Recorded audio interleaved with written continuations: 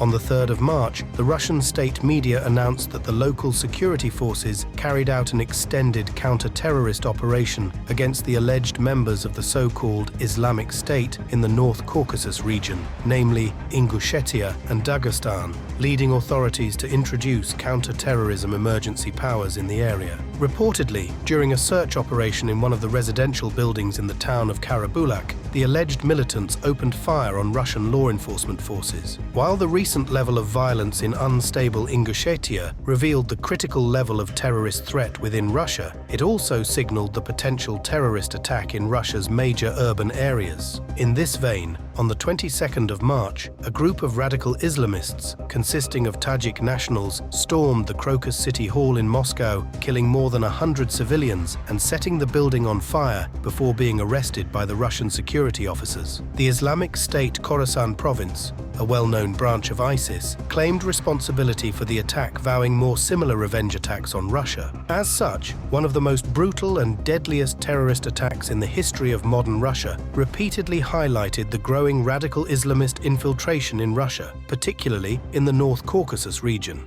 The origin of the armed insurgency operating in the North Caucasus today has its roots in the First Russo-Chechen War, unleashed by the unilateral declaration of Chechen independence in November 1991. Although the Islamism factor did not play a crucial role in the early Chechen independence movement, it later became the main catalyst behind the jihadist movement in the Caucasus against Russia for more than 3 decades. However, comparing the current situation with the past, Moscow has increased North Caucasus's regional security thanks to counter-terrorism operations and a socio-economic development strategy which simultaneously contrasted jihadist propaganda and activities and created new working opportunities for the local population.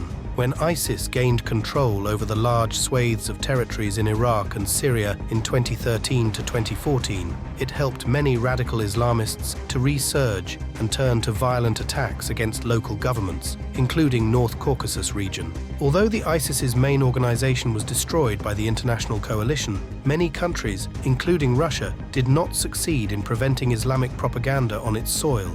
Despite a noticeable enhancement in the security situation over the past decade, as showed by the minimal occurrence of violent attacks in 2023, the allure of jihadist propaganda linked to the Islamic State and the Caucasus Emirate emphasizes its capacity to attract backing from certain segments of the North Caucasian populace. On the other hand, the growing number of radicalized Central Asian nationals based in Russia poses an additional security threat to terrorist risks in Russia, whilst the security forces struggle to track each potentially recruited individual in the highly volatile region. Notably, the authorities' failure to prevent the Crocus attack pointed to systematic failures within the local security architecture in preventing major terror attacks. Consequently, Moscow acknowledged that 2 weeks before the attack, the US counterparts informed regarding the upcoming potential terror attack in Moscow. According to the media, the US warning to Russia ahead of a terrorist attack near Moscow was highly specific.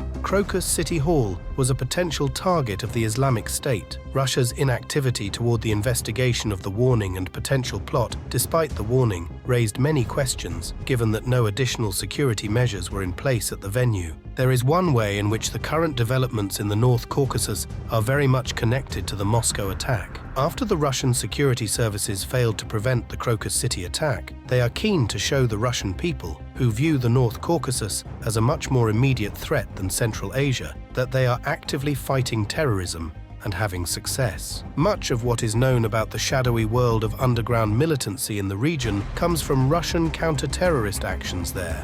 In this context, Russian security forces will likely proceed with a mass crackdown in the North Caucasus in the following months, particularly on Central Asian migrants based in Russia. Such measures are important in terms of demonstrating the capability of the Central Power to tackle complex security issues amid the ongoing Russo-Ukraine war and dismiss all allegations in Western media regarding the risks of collapsing of Russia in light of harsh security challenges.